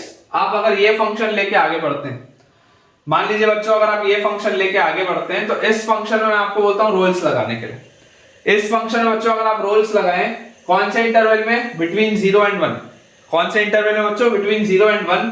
आप देखिए यहाँ से कि आपको यहाँ पर दिखाई देता है कि h ऑफ 0 की वैल्यू क्या है? h ऑफ 0 की वैल्यू 0 है। h ऑफ 1 की वैल्यू कितनी है? h1 की वैल्यू, तो h1 की वैल्यू 1 माइनस 1 खत्म, और माइनस 1 प्लस 1 ये भी खत्म, तो h1 की वैल्यू भी 0 है। h0 की वैल्यू भी 0 आपके पास आ रही है, h1 की वैल्यू भी 0 आपके पास आ रही है। आप चाहते थे यहाँ पर देखो इंटीग्रेट करके कोई कांस्टेंट ऑफ k भी आप लगा सकते हो, उसमें h0 की वैल्यू k आ जाती है, h1 की वैल्यू भी k आ जाती, कोई फर्क नहीं पड़ता। अगर आप चाहते थे यहाँ पर ये कांस्टेंट ऑफ इंटीग्रेशन भी लगा सकते हैं, उससे कोई फर्क नहीं पड़ेगा, ये भी k आ जाता, ये भी k आ जाता, अभी भी रोल्स लगता। लेकिन अपन आसान रखने के लिए सिंपल इसको ले लेते हैं फंक्शन, कोई दिक्कत नहीं। अब जैसे बेटा ये मैंने फंक्शन बोला, अब ये जो आपके पास फंक्शन आ रहा है देखो आप ध्यान से, ये एक अलजेब्रिक फंक्शन है, ये अलजेब्रिक फंक्शन है, ये कंटीन्यूअस है, ये आपको दिखाई दे रहा है कि this is a continuous function. ये डेरिवेबल फंक्शन है, ये भी आपको दिखाई दे रहा है that this is a derivable function. और उसके अलावा आपको ये भी दिख रहा है कि h0 और h1 की वैल्यू 0 है, h0 की वैल्यू भी 0 है, h1 की वैल्यू भी 0 है, मतलब इस पे आप रोल्स लगा सकते हैं। और जैसे ही आप रोल्स लगाएंगे तो आप बोल सकते हैं कि there must exist some c such that h dash c is equal to 0। Rule से आप बच्चों ये बोल सकते हैं that there must exist some c such that h dash c is equal to 0 for c belonging to 0 to 1। कोई तो ऐसा c होगा 0 से 1 के बीच में जिसमें कि h dash c की वैल्यू 0 है, रोल्स के थ्रू हम ये बोलते हैं। तो यार h dash c मतलब क्या होगा? h dash c जैसे आप करोगे तो आपके पास आ जाएगा 4x cube minus 3x square minus 2x plus 1 at some x equal to c। इसकी वैल्यू 0 होनी चाहिए, इसका मतलब कि 4c cube minus 3c square minus 2c plus 1 की वैल्यू 0 होनी चाहिए। और ये जो लिखा हुआ है ये बेसिकली क्या है यार? ये तो fc लिखा है, तो इसका मतलब fc की वैल्यू 0 होनी चाहिए, यही तो प्रूफ करना था। बहुत ही आसान था बेटा, इसमें खेल सिर्फ ये था कि फंक्शन मानना क्या है। रोल्स और एलएमवीटी में पूरा खेल इस बात का होता है कि हम फंक्शन क्या माने, हम फंक्शन को क्या अज्यूम करें ताकि जो हमको प्रूव करना है वो हम कर पाए। तो अगर आपको fc इक्वल टू 0 लेके आना है तो आपको ये मानना पड़ेगा, अगर आपको f डैश c लेके आना होता 0 तो आप इससे रोल्स लगा के आगे बढ़ते, लेकिन आपको पहले चेक भी करना पड़ेगा कि रोल्स लगता भी है या नहीं, रोल्स आप लगा सकते भी है या नहीं, सबसे पहले वो भी वेरीफाई करना जरूरी है। तो आई होप बेटा आपको ये पॉइंट अच्छे से क्लियर हो गया होगा। नेक्स्ट अपने पास बच्चों उसमें सवाल लिखा है let fx is equal to x cube plus ax square plus bx plus 5 sin x, x cube plus ax square plus bx plus 5 sin square x कर लो, 5 sin square x be an increasing function। मान लेते हैं बच्चों कि ये जो पूरी की पूरी चीज है वो एक इंक्रीजिंग फंक्शन है, be an increasing function on the set R, ठीक है, रियल नंबर के सेट में ये एक इंक्रीजिंग फंक्शन है। then find the condition on a and b, then find the condition on a and b। आपको बच्चों a और b में एक कंडीशन बतानी है कोई भी, ठीक है, आपको a और b में इससे एक कंडीशन बतानी है। देखिए अप्रोच बच्चों आप समझने का प्रयास करें कि यार यहां से अगर मुझे ये बात दिखाई देती है कि fx जो है वो है x cube plus ax square plus bx plus 5 sin square x, और ये एक इंक्रीजिंग फंक्शन मुझे दिया हुआ है, तो अगर ये इंक्रीजिंग फंक्शन है ऑन द सेट R तो इसका मतलब कि fx एक बार लिख लेते हैं, fx है x cube plus ax square plus bx plus 5 sin square x। अब यहां पर मेरे पास आ जाता है कि f डैश x की वैल्यू ग्रेटर देन 0 होगी, अगर ये इंक्रीजिंग फंक्शन है तो f डैश x की वैल्यू क्या होगी? ग्रेटर देन 0 होगी। मैंने आपको एक बात बताया था कि जब आपको पैरामीटर की वैल्यू निकालनी हो, पैरामीटर का सेट निकालना हो, तो हम generally f dash x greater than equal to 0 लिखते हैं। लेकिन अगर आपको सिर्फ मोनोटोनिकली इंक्रीजिंग या मोनोटोनिकली डिक्रीजिंग की बात करनी होती है तो आप नॉर्मली इस तरीके से भी कर सकते हैं। तो f dash x greater than 0 होना चाहिए for all x belonging to real number, क्योंकि इंक्रीजिंग है।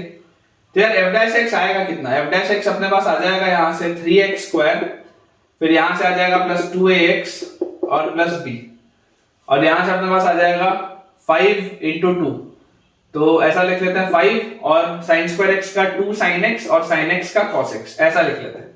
ठीक है, this should be greater than 0। और ये जो पूरी चीज यार, ये तो sin 2x लिखा हुआ है, ये तो पूरी चीज sin 2x लिखी हुई है। मतलब कि मेरे पास बेसिकली लिखा क्या है, मेरे पास लिखा हुआ है 3x square plus 2ax plus b और plus 5 sin 2x is greater than 0। ये पूरी चीज 0 से बड़ी है, ठीक है, ये बेटा पूरी की पूरी चीज 0 से बड़ी है।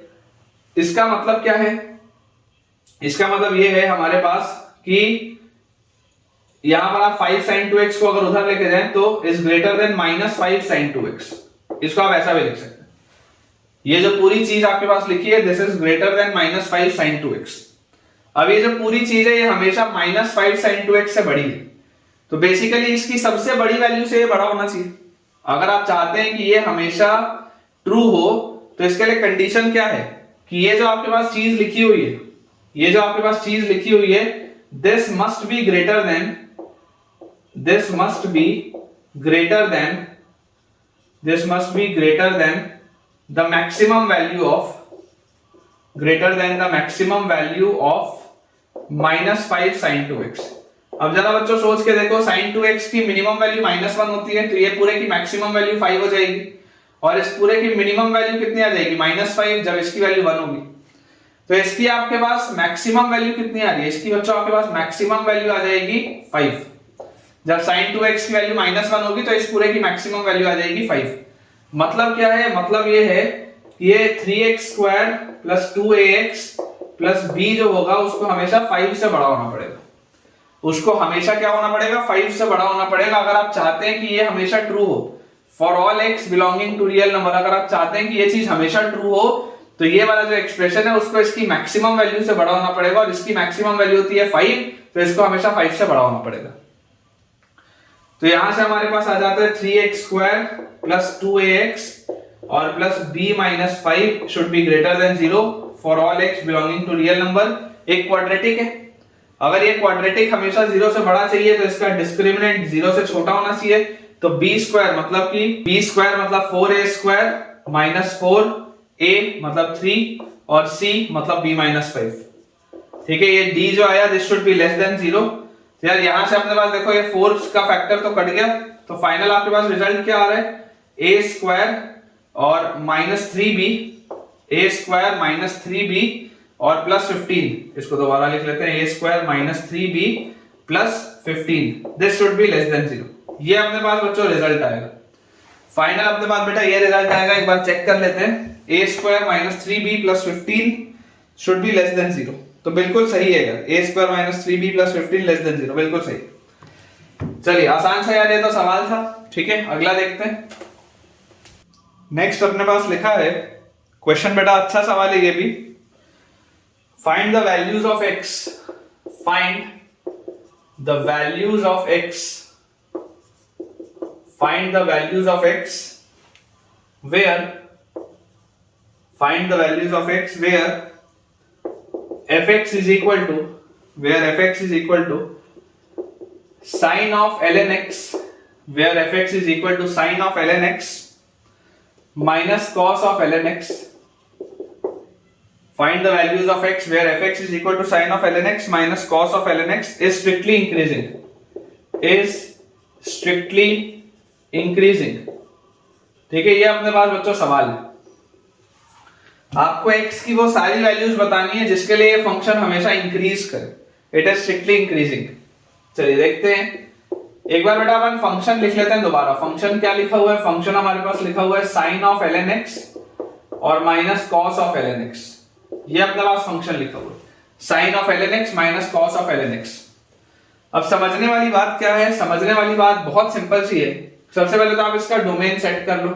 डोमेन आपको देखो क्लियरली यहां पर दिखाई दे रहा है कि x जो होगा वो सिर्फ 0 से इंफिनिटी में होगा, क्योंकि x ln के आगे लिखा हुआ है, तो x कभी भी नेगेटिव नहीं हो सकता, 0 नहीं हो सकता, तो डोमेन आपका फिक्स हो गया। अब यार अगर मेरे पास ये चीज लिखी हुई है और मुझे बोला जा रहा है कि आपको इसको स्ट्रिक्टली इंक्रीजिंग करना है, तो इंक्रीजिंग के लिए क्या होता है बच्चों कि f डैश x आपका ग्रेटर देन 0 होना चाहिए for all x belonging to 0 to infinity. इनके डोमेन में जितना भी होगा उसके लिए हमेशा क्या होना चाहिए, f dash x greater than 0 होना चाहिए स्ट्रिक्टली इंक्रीजिंग के लिए। तो यार f dash x greater than 0 मतलब हमारे पास देखो, इसको आप जैसे डिफरेंशिएट करेंगे तो साइन का cos ln x और उसके बाद ln x का 1/x, और सिमिलरली यहां पर आप जाएंगे तो cos का sin ln x माइनस है तो यह आ जाएगा प्लस sin ln x और ln x का आपके पास आ जाएगा 1/x। This should be greater than 0। ये पूरी चीज 0 से बड़ी होनी चाहिए। तो मेरे पास ये लिखा हुआ है कि this is cos of ln x plus sin of ln x, cos of ln x plus sin of ln x divided by x। ये आपके पास बच्चों पॉजिटिव आना चाहिए। cos of ln x plus sin of ln x ये आपके पास positive आना चाहिए।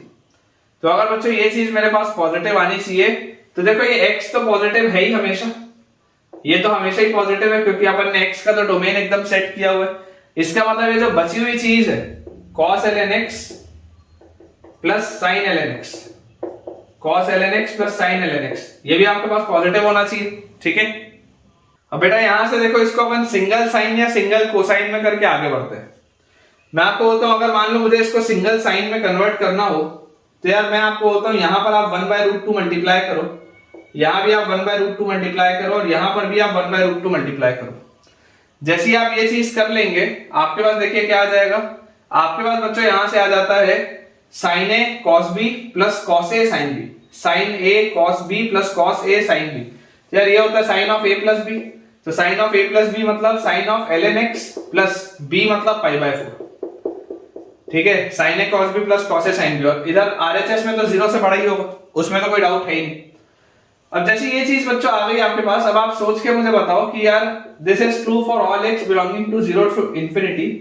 तो इसका मतलब क्या है? इसका मतलब ये है कि यार sin of ln x plus π/4 0 से बड़ा होना चाहिए। बेसिकली अगर मैं अपना ट्रिग्नोमेट्रिक इक्वेशन वाला पोर्शन चेक करूं तो ट्रिग्नोमेट्रिक इक्वेशन वाला मेरा पोर्शन ये बोलता है कि यार ये पॉजिटिव कब होता है, साइन की वैल्यू पॉजिटिव कब होती है, साइन की वैल्यू बेटा पॉजिटिव होती है sin x is greater than 0 when x belongs to 2n pi से लेकर 2n plus 1 pi के बीच में। आप सोच के देखो, जब आप x को 2n pi से लेकर 2n plus 1 pi के बीच में मूव करते हैं तब sin x की वैल्यू पॉजिटिव होती है।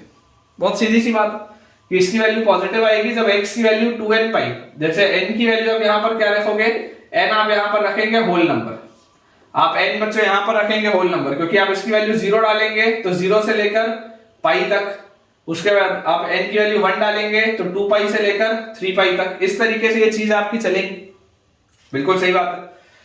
तो यार अगर बेटा हमको ये वाली चीज समझ में आती है, इसको मैं बना रहने देता हूं, ठीक है, ये आपका नोट है, ये आपका नोट है, अगर किसी को ना पता हो तो यहाँ पे लिख लीजिएगा। तो यार मुझे यहाँ से समझ में आता है कि बेसिकली ये जो ln x प्लस π/4 होगा, ये ln x प्लस π/4 जो होगा, इसका जो मूवमेंट होना चाहिए it should happen between 2n pi to 2n plus 1 pi।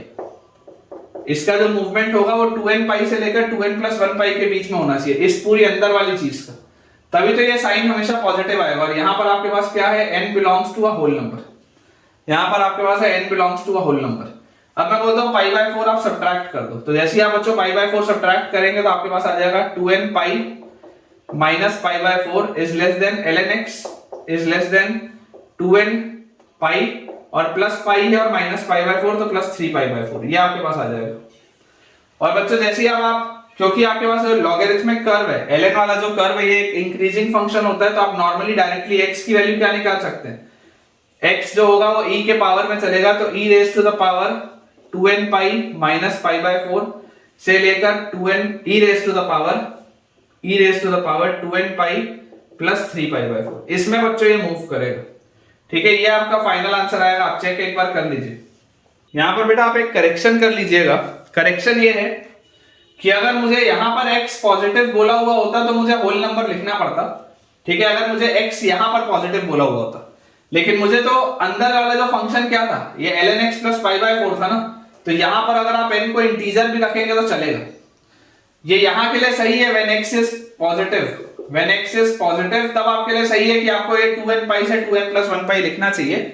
लेकिन ये नोट की बात के बच्चों अलावा आपको एक बात जो समझ में आनी चाहिए वो ये है कि आपके पास, इसको बेटा अपन थोड़ा सा ठीक से बना लेते हैं, यहां पर बच्चों आपके ये जो नोट है इस नोट के अलावा आपको जो बात समझ में आनी चाहिए वो ये है कि यहां पर देखो, अगर आपका n इंटीजर भी होगा तो कोई दिक्कत नहीं।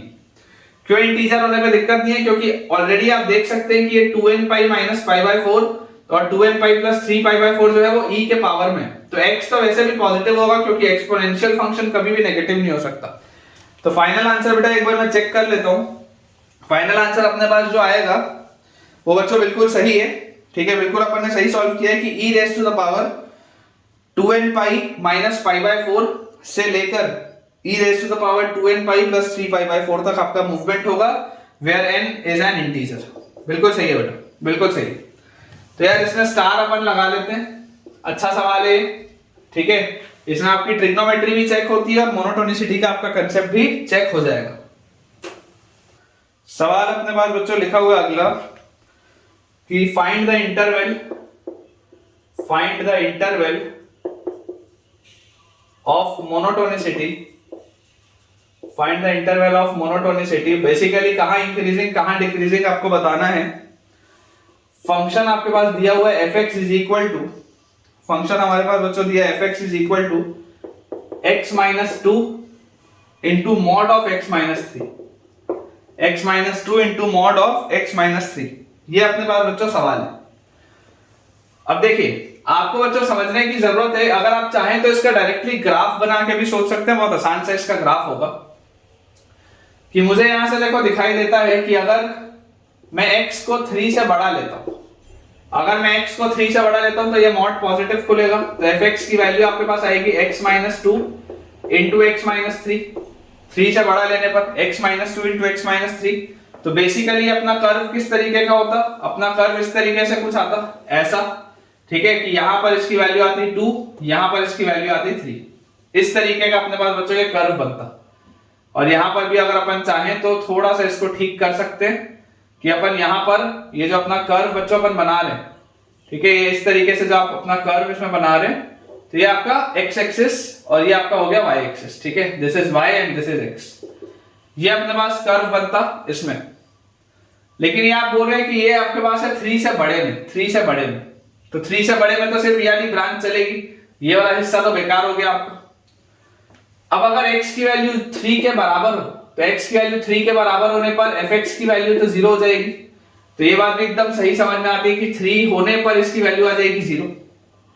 और जब x की वैल्यू बच्चों 3 से छोटी हो तो 3 से छोटे होने पर fx की वैल्यू क्या आ जाएगी, मॉड नेगेटिव खुलेगा, तो बेसिकली ये 3 माइनस एक्स बन के खुलेगा, तो this will B x minus 2 into 3 minus x, या हम बोल सकते हैं minus times of x minus 2 into x minus 3, ये अपने पास आता है। तो जो आपका ग्राफ है ये x minus 2 into x minus 3 वाला जो आपका ग्राफ बना हुआ है, इसी का मिरर इमेज हो जाएगा, इसी का बेटा मिरर इमेज हो जाएगा। तो ये जितना हिस्सा आपको ऊपर दिख रहा है वो उतना हिस्सा आपको नीचे दिखेगा, और ये वाला जो हिस्सा आपको यहाँ पे ऐसे ऊपर दिख रहा था वो आपको ऐसे नीचे दिखेगा, इस तरीके से, ठीक है, इस तरीके का बेटा आपके पास एक ग्राफ बन जाएगा इस पैटर्न में। तो अगर ये इस पैटर्न में बच्चों अपने पास इसका ग्राफ बनता है तो देखिए ये वाला तो आपके पास बेटा ब्रांच जो है ये बेकार हो गया, क्योंकि ये जो पहला वाला ब्रांच था ये कब बनना था, ये पहला वाला ब्रांच बनना था जब 3 से बड़ा था, तो 3 से बड़े में तो सिर्फ ये आगे वाला हिस्सा चलेगा, ये वाला तो पूरा आपके लिए यूजलेस हो गया। और 3 से छोटे में आपका ब्रांच इस तरीके का, तो ये देखो ये जो मैंने ग्राफ बनाया ना, this is the graph of this function, इस फंक्शन का बेटा ये ऐसा ग्राफ बनेगा। तो अगर मेरे पास इस तरीके का बेटा ग्राफ बनता है तो आप देखिए यहां पर कि ये मोनोटोनिकली इंक्रीज कब हो रहा है, this function is increasing, increasing कहां पर है, यहां पर ये वाला जो पॉइंट है ये अपने को पॉइंट निकालना पड़ेगा, तो ये वर्टेक्स का पॉइंट कहां पर आएगा, इन दोनों के मिड पॉइंट पे आएगा। इतना बेसिक नॉलेज तो आपको आई गया, माइनस b/2 भी अगर आप करोगे दोनों को मल्टीप्लाई करके तब भी वैसे निकलेगा, तो इनके मिड पॉइंट पे आएगा। तो अगर ये 2 है ये 3 है तो दिस विल बी 5/2, मतलब आप बोल सकते हैं कि माइनस इंफिनिटी से लेकर 5/2 तक दिस इज इंक्रीजिंग, और 3 के आगे भी दिस इज इंक्रीजिंग, तो this is monotonically increasing when x belongs to minus infinity से लेकर 5/2 और यूनियन 3 से लेकर इंफिनिटी, माइनस इंफिनिटी से 5/2 यूनियन 3 से इंफिनिटी में ये मोनोटोनिकली इंक्रीजिंग है। और डिक्रीजिंग कब बच्चों, ये फंक्शन आपका डिक्रीजिंग है सिर्फ इतने हिस्से में, केवल इतने हिस्से में 5/2 से 3 तक, तो when x belongs to 5/2 to 3, when x belongs to 5/2 to 3 this function is monotonically decreasing। तो आंसर अपना चेक कर लेते हैं, इंक्रीजिंग आपके पास आएगा माइनस इन्फिनिटी से 5/2 यूनियन 3 से इन्फिनिटी, बिल्कुल सही बात है। और डिक्रीजिंग हमारे पास आ जाएगा बिटवीन 5/2 to 3, बिटवीन 5/2 to 3, बिल्कुल सही है बेटा। ग्राफ भी अपन ने जो बनाया वो बिल्कुल सही। तो आप चाहें तो कई बार बेटा अगर हमको ग्राफ बनाना आसान हो, इससे मैं आपको सिखाना क्या चाहता हूं कि मैं चाहता तो यार इसको मैं फैक्टराइज करके या डिफरेंशिएट करके डेरिवेबिलिटी देख के फिर मैं मोनोटोनिसिटी की बात कर सकता था, लेकिन अगर मुझे डायरेक्टली दिखाई दे रहा है कि यार इसका ग्राफ बनाना मेरे लिए बहुत आसान है, तो मैं ग्राफ से भी तो जा सकता हूं। कोई जरूरी थोड़ा ना कि हर बार मुझे यही चीज करनी हो, ठीक है। नेक्स्ट अपने पास बच्चों सवाल लिखा है, काफी अच्छा क्वेश्चन है, स्टार इसमें लगाएंगे, ठीक है ना। कम से कम आप इसमें 2 स्टार लगाइए या 3 स्टार भी लगा सकते हैं, अच्छा सवाल है।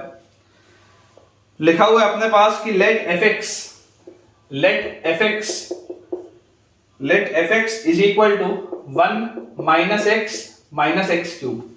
Late f x is equal to 1 minus x minus x cube. Find all real values of x. Find all real values of x. Find all real values of x satisfying the inequality. Satisfying the inequality. Satisfying the inequality. 1 minus fx 1 minus fx minus f cube x. 1 minus fx minus f cube x is greater than f 1 minus 5fx। ये सवाल है यार, 1 minus fx minus f cube x is greater than f 1 minus 5x। अब देखिए बच्चों, समझने की आप कोशिश करें कि अगर हमारे पास ये दिया हुआ है फंक्शन कि fx की वैल्यू आपके पास दी हुई है 1 minus x minus x cube, और कहीं पर भी इसके डोमेन की देखो बात नहीं हुई, तो आप बोल सकते हैं कि यार ये तो एक सिंपल सा क्यूबिक है, तो इसका डोमेन तो ऑल रियल नंबर्स ही होगा। कुछ नहीं दिया हुआ तो अपन सारे रियल नंबर्स की बात लेके आगे बढ़ेंगे। अब अगर ये मेरे पास लिखा हुआ है तो इसका डेरिवेटिव क्या होगा, f डैश x की वैल्यू क्या होगी, 1 खत्म, माइनस x का -1 और माइनस एक्स क्यूब का माइनस 3x स्क्वायर, ये आपके पास आएगा डेरिवेटिव। 100% आप बोल सकते हैं दिस इज नेगेटिव, 100% आपको दिखाई दे रहा है कि f डैश x नेगेटिव है। अब अगर बच्चों f डैश x नेगेटिव है, if f dash x is negative for all x belonging to real number, so this implies fx must be decreasing। इसका मतलब fx एक डिक्रीजिंग कर्व होगा, ये बात भी श्योर कि अगर ये मेरे पास हो रहा है और ये अगर हमेशा नेगेटिव था तो fx 100% आपके पास एक डिक्रीजिंग कर्व आएगा, ठीक है। अब अगर बेटा fx आपके पास डिक्रीजिंग कर्व आ गया तो अब अप्रोच क्या है, अप्रोच क्या है, ऑब्जर्वेशन क्या है। एक बहुत खतरनाक सा ऑब्जर्वेशन है कि मुझसे पूछा जा रहा है 1 minus F x minus F cube x, ये आपको दिख रहा है। अब आप समझने की कोशिश करिए कि बेवकूफों की तरह आपको इसका क्यूब नहीं करना है। आप में से बेटा अगर कोई बच्चा सोच रहा हो कि सर इसका क्यूब करके आगे बढ़ते हैं, तो आप बेटा बेवकूफी कर रहे हैं। बेवकूफों की तरह आपको इसका क्यूब नहीं करना है। आपको इसमें क्या करना है, आपको सिर्फ ये लिखा हुआ है कि यार 1 minus F x minus F cube x, तो आपको ये फील आ जानी चाहिए देख के कि यार ये तो f ऑफ एफ एक्स लिखा है, ये फील आ जानी चाहिए देख के। यही इसका क्रिटिकल स्टेप है, स्टार मैंने इसी के लिए लगाया कि बेसिकली आप फंक्शन वाला चैप्टर याद करिए। फॉफ एक्स क्या होता था, अगर आप x की जगह fx लिखेंगे तो x की जगह fx लिखते ही आपको क्या मिल जाएगा, 1 minus F x minus F cube x, वही तो लिखा हुआ है। तो जो सवाल है, सवाल आपको बोला जा रहा है कि फॉफ एक्स मतलब f F x is greater then f 1 minus F x, ये आपको बोला जा रहा है क्वेश्चन में, ये आपका असल क्वेश्चन। तो अगर ये आपका असल क्वेश्चन है और आपको ये भी दिखाई पड़ता है कि fx एक डिक्रीजिंग फंक्शन, तो डिक्रीजिंग फंक्शन के लिए बेटा सोच के आप देखिए कि यार अगर आपको बोल रहा है कि f ऑफ fx जो है, f ऑफ fx जो है वो f ऑफ 1 माइनस fx से बड़ा है, तो सिंस fx इज डिक्रीजिंग, ये सारी चीजें आपने पढ़ी हुई है, since fx is decreasing therefore ये जो fx आएगा यहां से बच्चों जो fx आएगा this must be less than 1 minus fx, ये 1 माइनस fx से छोटा होना चाहिए। अगर फंक्शन की वैल्यू इस फंक्शन से बड़ी है और ये फंक्शन डिक्रीजिंग था, इसका मतलब अंदर वाले इसकी वैल्यू इससे छोटी होनी चाहिए, अंदर वाली इसकी वैल्यू इससे छोटी होनी चाहिए, ये बात इसका मतलब होता है, ठीक है। आप ग्राफ के थ्रू भी बेटा देख सकते हैं कि अगर आपके पास इस तरीके का एक डिक्रीजिंग कर्व है, तो एक डिक्रीजिंग कर्व के लिए हमको देखो क्या दिखाई देता है कि ये आपके पास एक वैल्यू है, ये आपके पास दूसरी वैल्यू है। लेट अस से ये आपके पास a है और ये आपके पास b है, तो क्लियरली मुझे दिखाई देता है कि ये फंक्शन एक डिक्रीजिंग कर्व है। तो fa की वैल्यू अगर fb से बड़ी है तो a की वैल्यू b से छोटी होगी, ये इसका मतलब, ये जो मैंने किया है वो यही किया है, ठीक है। तो अगर बेटा ये चीज आपको अच्छे से समझ में आती है तो बस अब आपको इसको सॉल्व करना है इसको, and this is true for all x belonging to real number. तो fx क्या है, fx is 1 minus x minus x cube less than 1 minus 5fx, 1 से 1 गया और सबको एक साइड ले आऊं तो मैं x क्यूब और प्लस x और माइनस 5x तो minus 4x, this is greater than 0, x common x square minus 4 greater than 0, x into x plus 2 into x minus 2 is greater than 0, number line minus 2 0 2 positive negative। आपको बच्चों बोला जा रहा है greater than 0 के लिए, तो ग्रेटर देन 0 कब आएगा, when x belongs to minus 2 to 0 union 2 to infinity, इतने हिस्से में आएगा बेटा आपके पास ये, ठीक है। आपको जो x की वैल्यूज निकालनी है ना, तो x की वैल्यूज क्या आएंगी, जिसके लिए ये रिलेशन 2 हो, तो ये आपके पास x की वैल्यूज आएंगी between -2 to 0, between -2 to 0 union 2 to infinity, -2 to 0 and union 2 to infinity, ठीक है। ये अपने पास बेटा आ जाएगा। तो अपन बच्चों ऐसा करते हैं कि आज के लिए इतना ही रखते हैं, मुझे लगता है कि आज के लिए आपके लिए इतने क्वेश्चन सफिशिएंट है। ऑल्दो मेरे पास अभी क्वेश्चन और भी बहुत सारे बेटा बचे हुए हैं, लेकिन उसको मैं जब मैक्सिमा मिनिमा भी कंप्लीट कर दूंगा तब कराऊंगा। तो बेटा इसके साथ मोनोटोनिसिटी हम कंप्लीट करते हैं। सवालों की प्रैक्टिस आज काफी सारी हो गई और मुझे उम्मीद है कि आपका कॉन्फिडेंस लेवल इंक्रीज हुआ होगा। तो अगर आज आपको बेटा फायदा हुआ है पढ़ने से और इस सीरीज से, तो मुझे कमेंट्स में बताइए कि आपने मुझसे क्या क्या नया सीखा। अगर आपको बेटा वीडियो पसंद आया हो तो वीडियो को लाइक करें, चैनल को सब्सक्राइब करें और दोस्तों के साथ, मैक्सिमम दोस्तों के साथ इसे शेयर करें ताकि उन सबकी पढ़ाई बहुत अच्छे तरीके से हो पाए। Thank you.